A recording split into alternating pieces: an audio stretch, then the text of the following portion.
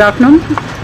आज यहाँ छतरी नाका पुलिस स्टेशन लिमिट्स में श्री चैतन्य जूनियर कॉलेज में एक इंसिडेंस हुआ, जिसमें कल एक वाक़ये को लेके दो बच्चों में छोटी लड़ाई हुई, जिसमें अलग अलग कम्युनिटीज़ के बच्चे, एक हिंदू बच्चा था और एक मुस्लिम बच्चा था।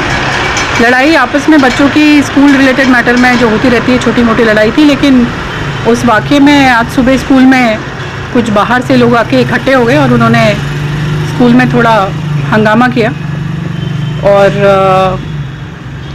कुछ बच्चों के ख़िलाफ़ एक्शन लेने के लिए बोला। बट इमीडिएटली वहाँ पे SHO छतरी नाका, ACP छतरी नाका और कुछ देर में मैं भी वहाँ जाके दोनों साइड के पेरेंट्स से बात किए और इस मसले को सुलझाने की कोशिश भी किए।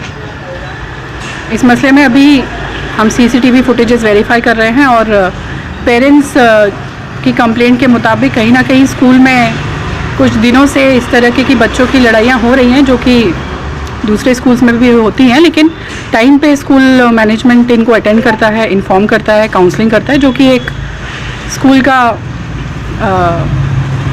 ऑब्जेक्टिव भी है कि वो किसी भी तरीके की सेफ्टी एंड सिक्योरिटी को रिलेटेड जो बच्चों की सेफ्टी है इंश्योर करना भी स्कूल का एक काम होता है कि बच्चे एक सेफ़ एनवायरनमेंट में पढ़ाई करें। बच्चों में अगर आपसी कोई मतभेद हैं, झगड़े हैं, उनको सुलझाया जाए और उनकी काउंसलिंग की जाए।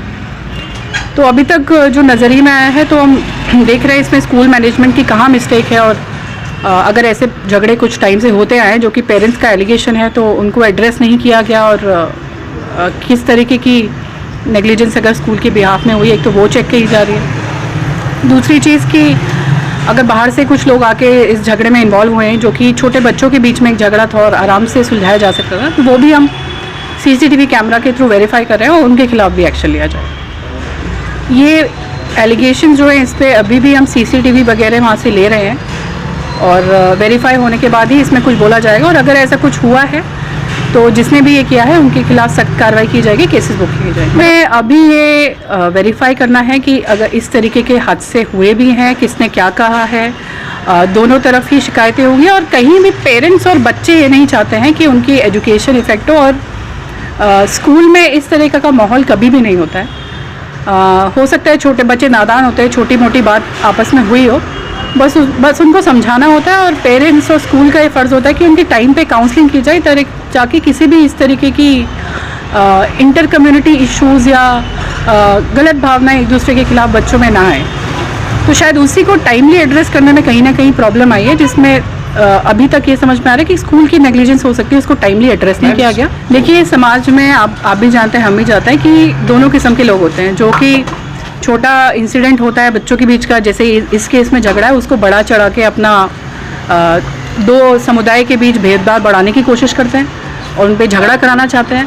पर आप भी जानते हैं कि मीडिया भी और पुलिस भी और समाज भी ऐसे किसी भी तरीके के भेदभाव को प्रोत्साहित नहीं करता है, उनको इनकरेज नहीं करता है। और डेफिनेटली जो भी इस तरीके के बाहर से आके जो तत्व हैं और उनके जो लीडर्स हैं मेन, उनके खिलाफ हम लोग सख्त से सख्त कार्रवाई बिल्कुल लेंगे। हम CCTV वेरीफाई कर रहे हैं, आइडेंटिफाई कर रहे हैं, उनके खिलाफ एक्शन लिया जाएगा। ऐसा कुछ नहीं होगा। बच्चों को दोनों साइड के काउंसलिंग किया जाएगा और स्कूल मैनेजमेंट के साथ मिलके काउंसलिंग करके हम भी इसमें पार्टिसिपेट करेंगे, हमारे लोकल पुलिस भी पार्टिसिपेट करेगी और एक अमन एंड शांति का माहौल रिस्टोर किया जाएगा। और कल से ही बच्चों को एक सेफ़ एंड सिक्योर एनवायरनमेंट में रेगुलर स्कूलिंग जो उनकी है, क्योंकि ये मुद्दा बच्चों की लड़ाई का है, इसमें किसी भी तरीके की इंटरफेथ फीलिंग जगाने वाली कोई बात नहीं है। और बच्चों को एक सेफ़ एनवायरनमेंट में रखना जो देश का भविष्य है, स्कूल का भी काम है। और पुलिस को अगर ऐसा कोई मुद्दा आता है तो ये पुलिस का भी काम है, क्योंकि सेफ्टी हम इंश्योर करें। ये बात अभी आप ही से हमें पता चली है, अभी हमें पेरेंट्स ने इस तरह की कोई भी शिकायत नहीं दी है, पर अगर ऐसी कोई शिकायत हमें मिलती है तो हम इसको वेरीफाई करें।